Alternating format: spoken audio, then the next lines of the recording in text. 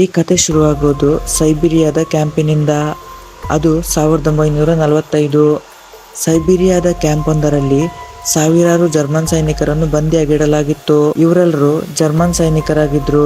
ಅಸಲಿಗೆ world war II ಮುಗಿದಾಗ German ಸೈನಿಕರನ್ನು ಬಂದಿಯಾಗಿ ಇಲ್ಲಿಗೆ ತರಲಾಗಿತ್ತು. ಅವರ ಮೂಲಕ ಇಲ್ಲಿ ಕೆಲಸ ಮಾಡಿಸ್ತಿದ್ರು. ವಾಸ್ತವವಾಗಿ ಅಲ್ಲಿ ಸುರಕ್ಷೆಗಾಗಿ ಯಾವ ಗಾರ್ಡ್ಸ್ ಇರಲಿಲ್ಲ. ಆದ್ರೂ ಇಲ್ಲಿಂದ ಓಡಲು ಯಾರು ಪ್ರಯತ್ನ ಪಡ್ತಾನೆ ಇರಲಿಲ್ಲ. ಒಂದು ವೇಳೆ ಯಾರಾದ್ರೂ ಇಲ್ಲಿಂದ ತಪ್ಪಿಸಿಕೊಳ್ಳಲು ಪ್ರಯತ್ನ ಪಟ್ಟಾಗ ಆತ ಆರ್ಕಿಟ್ನ ಅತಿಯಾದ ಹೆಪ್ಪು ಕಟ್ಟುವ ಗಾಳಿ ಮತ್ತು ಹಿಮದಿಂದ ಹೆಚ್ಚು ದಿನ ಬದುಕುವುದು ಕಷ್ಟವಾಗಿತ್ತು. ಆದರೆ ಅಲ್ಲಿ ಒಬ್ಬ ಸಿಪಾಯಿ ಹೇಗಾದ್ರೂ ಮಾಡಿ ಇಲ್ಲಿಂದ ತಪ್ಪಿಸಿಕೊಂಡು ತನ್ನ ಪತ್ನಿ ಮತ್ತು ಮಗಳ ಬಳಿಗೆ ತಲುಪಲು ಬಯಸ್ತಾನೆ. ಅವನ ಹೆಸರು ಕ್ಲೆಮೆನ್ಸ್ ಫಾರೆಲ್. ಅವನಿಗೆ 25 ವರ್ಷಗಳ ಶಿಕ್ಷೆಯಾಗಿತ್ತು. ಒಂದು ದಿನ ರಾತ್ರಿ ಅವನಿಗೆ ಓಡಲು ಅವಕಾಶ ಸಿಕ್ಕೇ ಬಿಡುತ್ತೆ. ರಾತ್ರಿ ವೇಳೆ ಆತ ಚುಪ್ಚಾಪಾಗಿ ಕಲ್ಲಿದ್ದಲು ಬಂಡಿಯಲ್ಲಿ ಕುಳಿತು ಹೊರಟು ತಪ್ಪಿಸಿಕೊಂಡು ಹೋಗುವಲ್ಲಿ ಯಶಸ್ವಿಯಾಗ್ತಾನೆ. ರಾತ್ರಿ ವೇಳೆ ನಕ್ಷತ್ರಗಳಿಂದ ತುಂಬಿದ ಆಕಾಶ ನೋಡಿ ತುಂಬಾನೇ ಖುಷಿಗೊಳ್ತಾನೆ. ಆದ್ರೆ ಅಚಾನಕ್ ಆಗಿ ಗಾಡಿ ನಿಂತಾಗ ಕ್ಲೆಮೆನ್ಸ್ ಸದ್ದಿಲ್ಲದೆ ಹೊರಗೆ ಬಂದು ನೋಡಿದಾಗ ಆಗ ಒಬ್ಬ ಸೋವಿಯತ್ ಸೈನಿಕ ಅವನನ್ನು ನೋಡಿ ಬೇಗನೆ ಬಂದಿಯಾಗಿ ಹಿಡಿದು ನೆಲದಲ್ಲಿ ನಿರ್ಮಿಸಲಾದ ಸಣ್ಣ ಸೆಲ್ಲೊಳಗೆ ಕೈದಿಯಾಗಿ ಮಾಡ್ತಾನೆ. ಮೇಲಿಂದ ಜೋರಾಗಿ ಮಳೆ ನೀರು ಅವನ ಮೇಲೆ ಬಿದ್ರು ಆತ 3 ದಿನವರೆಗೆ ಏನೂ ತಿನ್ನದೆ ಕುಡಿಯದೆ ಅಲ್ಲೇ ನಿಲ್ತಾನೆ. ಅವನಿಗೆ ತಿನ್ನಲು ಆಹಾರವನ್ನು ಕೂಡ ಕೊಡುವುದಿಲ್ಲ. ಆದ್ರೂ ಆತ ಇದನ್ನೆಲ್ಲ ಸಹಿಸ್ಕೊಳ್ತಾನೆ. ಇದರ ನಂತರ ಜೈಲಿನ ವಾರ್ಡನ್ ಅವನನ್ನು ಹೊರಗೆ ತೆಗೆದು ಹೇಳ್ತಾರೆ, ನಿನ್ನ ಸಹಚರರು ನಿನ್ಗಾಗಿ ಕಾಯ್ತಿದ್ದಾರೆ. ಕೊನೆಗೂ ಕ್ಲೆಮನ್ ಅವನ ಸಹಚರರು ಇರುವ ಜಾಗಕ್ಕೆ ತಲುಪಿದಾಗ ಅವನು ನೋಡಿದ ಅವನ ಸಹಚರರು ತುಂಬಾನೇ ಕೋಪದಲ್ಲಿದ್ರು ಮತ್ತು ಕೈಗಳಲ್ಲಿ ವೆಪನ್ ಹಿಡಿದು ಆತನಿಗಾಗಿ ಕಾಯ್ತಿದ್ರು. ಅಸಲಿಗೆ ಕ್ಲೆಮನ್ ಓಡಲು ಪ್ರಯತ್ನ ಪಟ್ಟಿದ್ದಕ್ಕೆ ಅವರೆಲ್ಲರನ್ನು 3 ದಿನಗಳವರೆಗೆ ಉಪವಾಸದಲ್ಲಿಡಲಾಗಿತ್ತು. ಕೋಪದಲ್ಲಿ ಅವರು ಕ್ಲೆಮನ್ ಮೇಲೆ ದಾಳಿ ಮಾಡಿ ಅವನನ್ನು ನಾಯಿಗೆ ಹೊಡೆದಂತೆ ಹೊಡೆಯುತ್ತಾರೆ. ಕೆಟ್ಟದಾಗಿ ಗಾಯಗೊಂಡಿದ್ರಿಂದ ಆತನನ್ನು ಕ್ಯಾಂಪಿನ ಡಾಕ್ಟರ್ ಹತ್ರ ಕರೆದೊಯ್ಯಲಾಗುತ್ತೆ. ಆ ಡಾಕ್ಟರ್ ಕೂಡ ಇಲ್ಲಿ ಬಂದಿಯಾಗಿದ್ದ. ಕ್ಲೆಮನ್ ಇಲ್ಲಿಂದ ಓಡಲು ಪ್ರಯತ್ನ ಪಟ್ಟಿದ್ದು ನೋಡಿ ತುಂಬಾನೇ ಪ್ರಭಾವಿತನಾಗ್ತಾನೆ. ಆಗ ಕ್ಲೆಮನ್ ಮತ್ತೊಮ್ಮೆ ಡಾಕ್ಟರ್ ಹತ್ರ ಸಹಾಯ ಕೇಳುತ್ತಾ ಹೇಳ್ತಾನೆ, ನಾನು ಇಲ್ಲಿ ಇದ್ದು ಸಾಯಲು ಬಯಸಲ್ಲ, ಮತ್ತೊಮ್ಮೆ ಇಲ್ಲಿಂದ ಓಡಲು ಬಯಸ್ತೇನೆ. ನಾನು ಜರ್ಮನಿಯಲ್ಲಿರುವ ನನ್ನ ಪತ್ನಿ ಮತ್ತು ಮಗಳ ಬಳಿಗೆ ಹೋಗಲು ಇಷ್ಟಪಡ್ತೇನೆ. ಡಾಕ್ಟರ್ ಅವನಿಗೆ ಸಮಜಾಯಿಸ್ತಾನೆ, ಆರ್ಕಿಟಿಕ್ ಸರ್ಕಲ್ ನಿಂದ ಓಡುವುದು ಅಸಾಧ್ಯ. ಇಷ್ಟರ ತನಕ ಯಾರೆಲ್ಲ ಓಡಲು ಪ್ರಯತ್ನ ಪಟ್ಟರೋ ಅವರೆಲ್ಲ ಸತ್ತು ಹೋಗಿದ್ದಾರೆ. ಯಾರು ಇಲ್ಲಿಂದ ತಪ್ಪಿಸಿಕೊಂಡು ಹೋಗಲ್ಲ. ಮತ್ತೆ ಪುನಃ ಡಾಕ್ಟರ್ ಹೇಳ್ತಾನೆ, ಸತ್ಯ ಏನು ಅಂದ್ರೆ ಇಲ್ಲಿಂದ ಓಡದೇ ಇದ್ರು ಸಾಯೋದು ಖಚಿತ. ಅಸಲಿಗೆ ಇಲ್ಲಿದ್ದ ಕೈದಿಗಳು ಪ್ರತಿದಿನ ಲೆಡ್ ಹೆಸರಿನ ಮೆಟಲ್ನ ಗಣಿಯಲ್ಲಿ ಅಗೆಯುವ ಕೆಲಸ ಮಾಡ್ತಿದ್ರು. ಲೆಡ್ ದಿನ ಕಳೆದಂತೆ ಅವರ ದೇಹವನ್ನು ಗಾಳಿಯ ಮೂಲಕ ಸೇರುತ್ತಿತ್ತು. ಅದರಿಂದ ಮನುಷ್ಯನಿಗೆ ಅಪಾಯಕಾರಿ ರೋಗ ಬರ್ತಿತ್ತು. ಅದರಿಂದ ಯಾರು ಕೂಡ ಬದುಕುವುದು ಕಷ್ಟ. ಹೀಗಾಗಿ ಇವತ್ತು ಇಲ್ಲಿದ್ರೆ ನಾಳೆ ಅವರು ಸಾಯೋದು ನಿಶ್ಚಿತವಾಗಿತ್ತು. ಇದರಿಂದಲೇ ಡಾಕ್ಟರ್ ಕೂಡ ಕಾಯಿಲೆಗೊಂಡಿದ್ದ. ಡಾಕ್ಟರ್ ಅವನಿಗೆ ಸಲಹೆ ಕೊಡ್ತಾನೆ, ಅವನು ಓಡಿ ಅವನ ಅದೃಷ್ಟ ಪರೀಕ್ಷೆ ಮಾಡಲೇಬೇಕು. ಡಾಕ್ಟರ್ ತನ್ನ ಎಲ್ಲ ಬೆಚ್ಚಗೆ ಆಗಿರುವ ಒಳ್ಳೆ ಬಟ್ಟೆ ಮತ್ತು ಚಪ್ಪಲಿ ಕೊಟ್ಟು ಕ್ಲೆಮನ್ಗೆ ಹೇಳ್ತಾನೆ, ರೈಲ್ವೆ ಲೈನ್ಸ್ ನ ಬೇರೆ ಬೇರೆ ಜಾಗಗಳಲ್ಲಿ ಆಹಾರ ಅಡಗಿಸಿಡಲಾಗಿದೆ. ಹಾಗೆ ಅವನು ಕ್ಲೆಮನ್ಗೆ ಒಂದು ಬಂದೂಕು ಕೂಡ ಕೊಡ್ತಾನೆ. ಅಸಲಿಗೆ ಇದೆಲ್ಲ ತಯಾರಿ ಡಾಕ್ಟರ್ ಸ್ವತಃ ಓಡಲು ಮಾಡಿದ್ದ. ಆದರೆ 1 ತಿಂಗಳ ಹಿಂದೆ ಅವನಿಗೆ ತಿಳಿಯಿತು ಆತನಿಗೆ ಕ್ಯಾನ್ಸರ್ ಇದೆ ಅನ್ನೋದು. ಒಂದು ವೇಳೆ ಆತ ಓಡಿದ್ರೂ ಕೂಡ 1 ತಿಂಗಳಿಗಿಂತ ಹೆಚ್ಚು ಕಾಲ ಜೀವಿಸಲು ಸಾಧ್ಯವಿರಲಿಲ್ಲ. ಡಾಕ್ಟರ್ ಈಗ ಕ್ಲೆಮನ್ಗೆ ತನ್ನ ಲಂಚ್ ಬಾಕ್ಸ್ ಕೊಡ್ತಾ ಹೇಳ್ತಾನೆ, ನೀನು ನಿನ್ನ ಕೆಲಸದಲ್ಲಿ ಸಫಲವಾದ್ರೆ ನನ್ನ ಫ್ಯಾಮಿಲಿಗೆ ಇದನ್ನು ಕೊಟ್ಟು ಬಿಡು. ಅವರಿಗೆ ಹೇಳು ನಾನು ಈಗ ಈ ಜಗತ್ತಿನಲ್ಲಿ ಇಲ್ಲ ಅಂತ.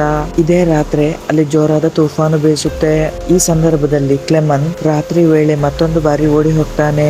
ಮರುದಿನ ಬೆಳಗ್ಗೆ ವಾರ್ಡನ್ಗೆ ಕ್ಲೆಮನ್ ಓಡಿ ಹೋಗಿರುವ ವಿಷಯ ಗೊತ್ತಾಗುತ್ತೆ. ಅವನು ಡಾಕ್ಟರ್ ಹತ್ರ ವಿಚಾರಿಸಲು ಬರ್ತಾನೆ. ಆದ್ರೆ ಅಷ್ಟು ಹೊತ್ತಿಗೆ ಡಾಕ್ಟರ್ ತನ್ನ ಪ್ರಾಣ ಸ್ವತಃ ತ್ಯಾಗ ಮಾಡಿದ್ದ. ಅತ್ತ ಕ್ಲೆಮನ್ ಪೂರ್ತಿ ಜೋಶ್ನೊಂದಿಗೆ ಮೈ ಕೊರೆಯುವ ಚಳಿ ಮತ್ತು ವೇಗವಾದ ಗಾಳಿಯನ್ನು ಎದುರಿಸುತ್ತಾ ಮುಂದೆ ಸಾಗುತ್ತಿದ್ದ. ಇತ್ತ ವಾರ್ಡನ್ ಕ್ಲೆಮನ್ನ ಹುಡುಕಲು ಹಲವಾರು ಸೈನಿಕರನ್ನು ಕಳುಹಿಸ್ತಾನೆ.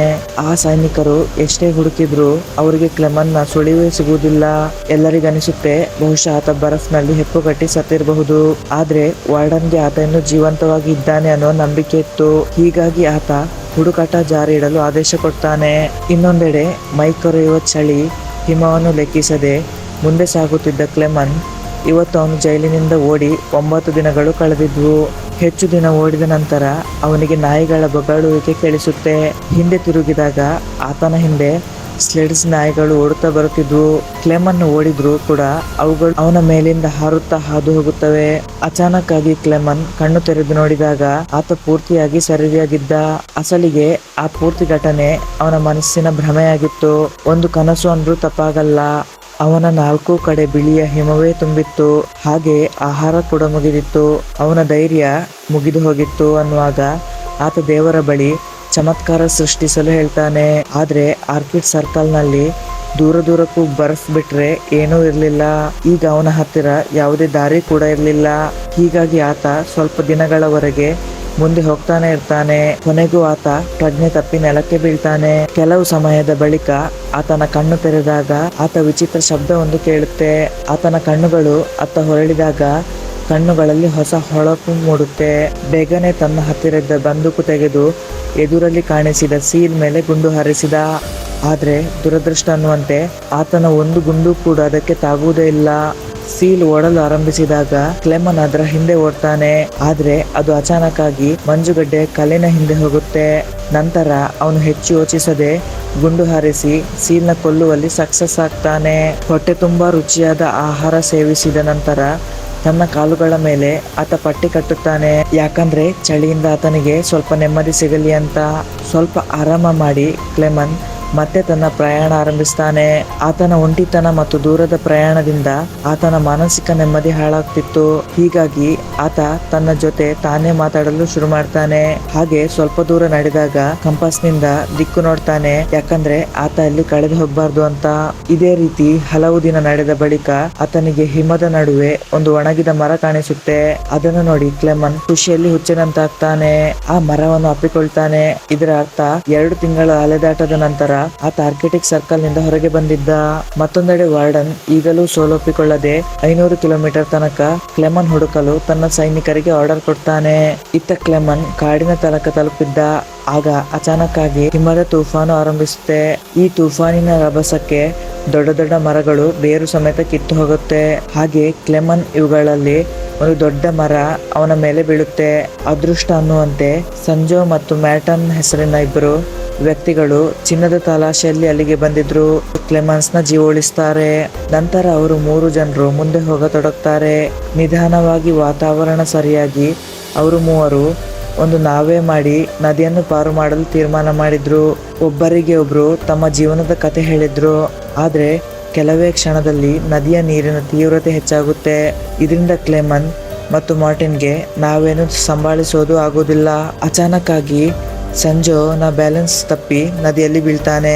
ಆತ ಮುಳುಗ್ತಾನೆ ಅನ್ನುವಾಗ ಕ್ಲೆಮನ್ಸ್ ತನ್ನ ಜೀವ ಅಪಾಯಕ್ಕೆ ತಳ್ಳಿ ನದಿಯ ನೀರಿಗೆ ಹಾರಿ ಆತನನ್ನು ಬಚಾವ್ ಮಾಡ್ತಾನೆ. ಕೊನೆಗೂ ಆತ ಸಂಜೋನ ಕಿನಾರೆ ತನಕ ತಲುಪಿಸ್ತಾನೆ. ಅತ್ತ ಮಾರ್ಟನ್ ಇಬ್ಬರನ್ನು ಬಿಟ್ಟು ಒಬ್ಬನೇ ಮುಂದೆ ಹೋಗತೊಡಗ್ತಾನೆ. ತನ್ನ ಜೋಪಡಿಗೆ ತಲುಪಿದಾಗ ಆತ ಯೋಚನೆ ಮಾಡ್ತಾನೆ, ಸಂಜೋ ನದಿಯಲ್ಲಿ ಸತ್ತು ಹೋಗಿರ್ಬಹುದು. ಹೀಗಾಗಿ ಆತ ಸಂಜೋನ ಚಿನ್ನ ಮತ್ತು ಉಳಿದ ಬೆಲೆ ಬಾಳುವ ವಸ್ತು ಕದ್ದು ಬಿಡ್ತಾನೆ. ಆದ್ರೆ ಕೆಲವೇ ಕ್ಷಣದಲ್ಲಿ ಸಂಜೋ ಮತ್ತು ಕ್ಲೆಮನ್ ಅಲ್ಲಿಗೆ ತಲುಪ್ತಾರೆ. ಮಾರ್ಟನ್ ಮೋಸಕ್ಕೆ ಸಂಜೋಗೆ ತುಂಬಾ ಸಿಟ್ಟು ಬರುತ್ತೆ. ಹೀಗಾಗಿ ಆತ ಗುಂಡು ಹಾರಿಸಿ ಮ್ಯಾಟರ್ನ ಜೀವ ತೆಗೆದು ಬಿಡ್ತಾನೆ.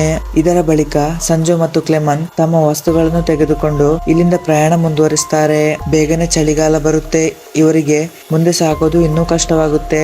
ಕ್ಲೆಮನ್ ಸಂಜೋನ ಬ್ಯಾಗ್ ತೆಗೆದುಕೊಂಡು ಅವನ ಭಾರ ಕಡಿಮೆ ಮಾಡಲು ಪ್ರಯತ್ನ ಮಾಡ್ತಾನೆ. ಆದ್ರೆ ಸಂಜೋಗೆ ಅನಿಸುತ್ತೆ ಕ್ಲೆಮನ್ ಅವನ ಚಿನ್ನ ಕದಿಯಲು ಬಯಸ್ತಾನೆ. ಹೀಗಾಗಿ ಅವನು ತನ್ನ ಬ್ಯಾಗ್ ನಿಂದ ಕ್ಲೆಮನ್ ಮೇಲೆ ದಾಳಿ ಮಾಡ್ತಾನೆ. ಇದರಿಂದ ಕ್ಲೆಮನ್ ಪ್ರಜ್ಞೆ ತಪ್ಪಿ ಮೇಲಿಂದ ಕೆಳಗೆ ಬೀಳ್ತಾನೆ. ಮತ್ತೆ ಅವನಿಗೆ ಎಚ್ಚರವಾದಾಗ ತೋಳಗಳ ಒಂದು ಗುಂಪು ಓಡುತ್ತಾ ಅವನ ತಲೆ ಬರುತ್ತಿತ್ತು. ಕ್ಲೆಮನ್ ಬೇಗನೆ ಮರವನ್ನು ಹತ್ತಿದ್ರೂ ಕೂಡ ಹಸಿದ ತೋಳಗಳು ಅವನ ಕಾಲು ಎಳೆಯುತ್ತೆ.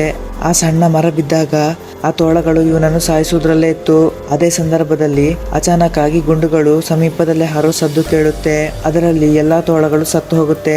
ಅಸಲಿಗೆ ಇಲ್ಲಿ ಸಮೀಪದ ಜನರು ಅವನನ್ನು ಬಚಾವ್ ಮಾಡಿದ್ರು. ಅವರು ಈ ಜಾಗದಲ್ಲಿ ನೆಲೆಸಿದ್ರು. ಅವನನ್ನು ತಮ್ಮ ಹಳ್ಳಿಗೆ ಕರೆದುಕೊಂಡು ಹೋಗಿ ಅವನಿಗೆ ಚಿಕಿತ್ಸೆ ಮಾಡ್ತಾರೆ. ಅವರ ಚಿಕಿತ್ಸೆಯಿಂದ ಕ್ಲೆಮನ್ ಗಾಯಗಳು ಗುಣವಾಗುತ್ತೆ. ಇಷ್ಟು ಸಮಯದ ನಂತರ ಜನರನ್ನು ಭೇಟಿಯಾಗಿ ಅವನಿಗೆ ಅಲ್ಲಿ ಖುಷಿಯಾಗುತ್ತೆ.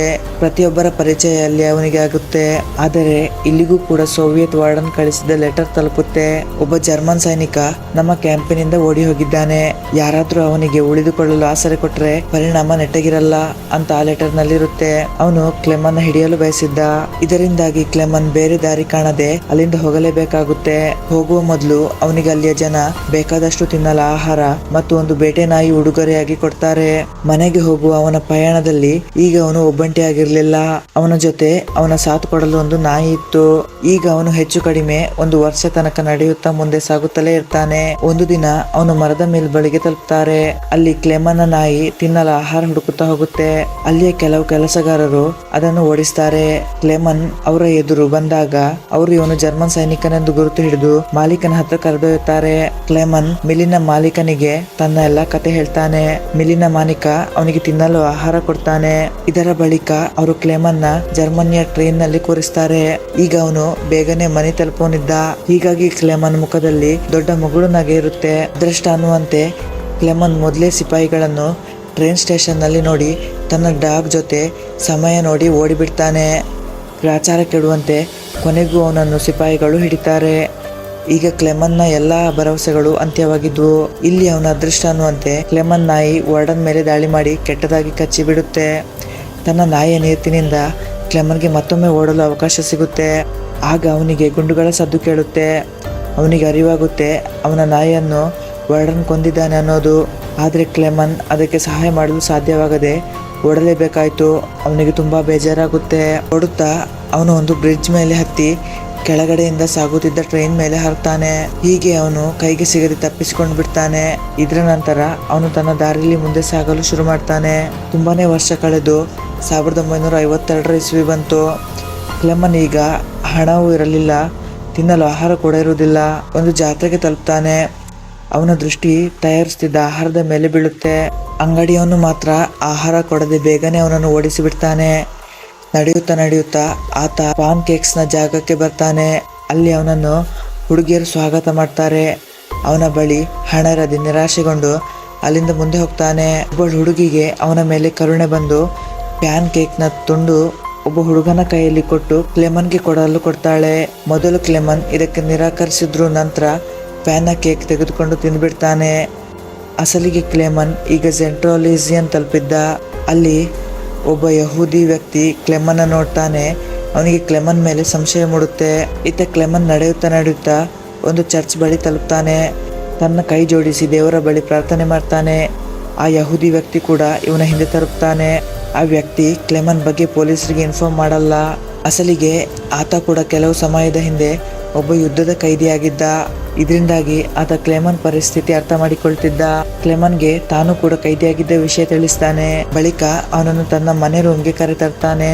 ಅಲ್ಲಿ ಕ್ಲೆಮನ್ ಸ್ನಾನ ಎಲ್ಲ ಮಾಡಿ ತನ್ನ ಹೊಸ ರೂಪಕ್ಕೆ ಬರ್ತಾನೆ. ಯಹೂದಿ ವ್ಯಕ್ತಿ ಆತನಿಗೆ ರೆಡಿ ಮಾಡಿದ ಪಾಸ್ಪೋರ್ಟ್ ಮತ್ತು ಕೆಲವು ಕಾಗದ ಕೊಟ್ಟಾಗ ಇದರಿಂದ ಕ್ಲೆಮನ್ನ ಹೃದಯ ಖುಷಿಯಾಗುತ್ತೆ. ಕೊನೆಗೂ ಕ್ಲೆಮನ್ ಪಾಸ್ಪೋರ್ಟ್ನೊಂದಿಗೆ ಸೋವಿಯತ್ ಸರಹದ್ದಿನ ಬಳಿ ತಲುಪ್ತಾನೆ. ನಂತರ ಸ್ವಲ್ಪ ವಿಚಾರಣೆ ಬಳಿಕ ಆತನನ್ನು ಹೋಗಲು ಬಿಡಲಾಗುತ್ತೆ. ಈಗ ಅವನಿಗೆ ಎಷ್ಟೊಂದು ಖುಷಿಯಾಗುತ್ತೆ ಅಂದ್ರೆ ಬೇಕಂತಲೇ ಅವನ ಖುಷಿಯನ್ನು ತಡೆದುಕೊಳ್ತಾನೆ. ಅವನೀಗ ಸ್ವತಂತ್ರಗೊಂಡಿದ್ದ. ಆದರೆ ಬ್ರಿಡ್ಜ್ ಬಳಿಗೆ ತಲುಪಿದಾಗ ಅವನ ಮುಖದ ಮೇಲೆ ಹೊಳೆಯುವ ಬೆಳಕು ಮೂಡುತ್ತೆ. ಆಗ ಅಚಾನಕ್ ಆಗಿ ಅವನ ಎದುರು ಜೈಲಿನ ವಾರ್ಡನ್ ಬರ್ತಾನೆ. ವಾರ್ಡನ್ ನೋಡಿ ಅವನು ದಂಗಾಗೆ ಬಿಡ್ತಾನೆ. ಹಿಂದೆ ತಿರುಗಿ ನೋಡಿದಾಗ ಕ್ಲೆಮನ್ಗೆ ಅರಿವಾಗುತ್ತೆ ತಾನು ಸೋವಿಯತ್ ನೆಲದಲ್ಲೇ ಇದ್ದೇನೆ ಅನ್ನೋದು.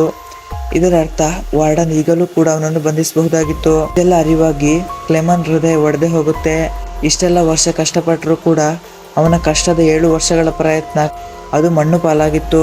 ಆದರೆ ಅಚಾನಕ್ ಆಗಿ ಅವನು ನೋಡ್ತಾನೆ ವಾರ್ಡರ್ ಅವನ ದಾರಿಯಿಂದ ಸರಿತಾನೆ. ಇದನ್ನು ನೋಡಿ ಕ್ಲೆಮನ್ಗೆ ಆಶ್ಚರ್ಯವಾದರೂ ಆತ ನಿಧಾನವಾಗಿ ಮುಂದೆ ಹೋಗ್ತಾನೆ. ಅಸಲಿಗೆ ಕ್ಲೆಮನ್ನ ಕಷ್ಟದ ಪ್ರಯತ್ನ ಮತ್ತು 7 ವರ್ಷದ ದುಃಖದ ಪ್ರಯಾಣ ಮಾಡಿ ಇಲ್ಲಿಗೆ ತಲುಪುವ ಧೈರ್ಯ ವಾರ್ಡನ್ನ ಹೃದಯ ಗೆದ್ದಿತ್ತು. ವಾರ್ಡನ್ ಕ್ಲೆಮನ್ಸ್ನ ಧೈರ್ಯ ಕಂಡು ಪ್ರಭಾವಿತನಾಗಿದ್ದ. ಹೀಗಾಗಿ ವಾರ್ಡನ್ ಕೂಡ ಕ್ಲೆಮನ್ಸ್ನ ಹೋಗಲು ಬಿಡ್ತಾನೆ. ಆದರೆ ಒಬ್ಬ ಸೈನಿಕನಾಗಿ ಅವನು ಗೆಲ್ಲಬಹುದಿತ್ತು. ಇವತ್ತು ಅವನು ಬಯಸಿದ್ರೆ ಕ್ಲೆಮನ್ನ ಬಂಧಿಸಿ ಅವನ ಕತೆ ಅಂತ್ಯ ಮಾಡಬಹುದಾಗಿತ್ತು. ಕೊನೆಗೂ ಕ್ಲೆಮನ್ ಸರಹದ್ದು ಪಾರು ಮಾಡಿ ವೆಸ್ಟ್ ಜರ್ಮನಿಯಲ್ಲಿ ತನ್ನ ಮನೆಗೆ ತಲುಪ್ತಾನೆ. ಇವತ್ತು ಕ್ರಿಸ್ಮಸ್ ದಿನವಾಗಿತ್ತು. ಅಲ್ಲಿ ಅವನ ಪತ್ನಿ ಮತ್ತು ಮಗಳು ಚರ್ಚ್ಗಾಗಿ ಹೊರಡ್ತಿದ್ರು. ಕ್ಲೆಮನ್ ಕೂಡ ಅವರ ಹಿಂದೆ ಹೋಗ್ತಾನೆ. ಅವನ ಮಗಳು ಅಲ್ಲಿ ಅವನ ಗುರುತು ಹಿಡಿದು ಬಿಡ್ತಾಳೆ. ಖುಷಿಯಲ್ಲಿ ಓಡುತ್ತಾ ಬಂದು ಅವಳು ಅವನನ್ನು ಅಪ್ಪಿಕೊಳ್ತಾಳೆ. ಇಲ್ಲಿಗೆ ಈ ಕತೆ ಮುಗಿಯುತ್ತೆ. ಕತೆ ಇಷ್ಟ ಆದರೆ ಚಾನಲ್ಗೆ ಸಬ್ಸ್ಕ್ರೈಬ್ ಮಾಡಿ, ಶೇರ್ ಮಾಡಿ. ಧನ್ಯವಾದಗಳು.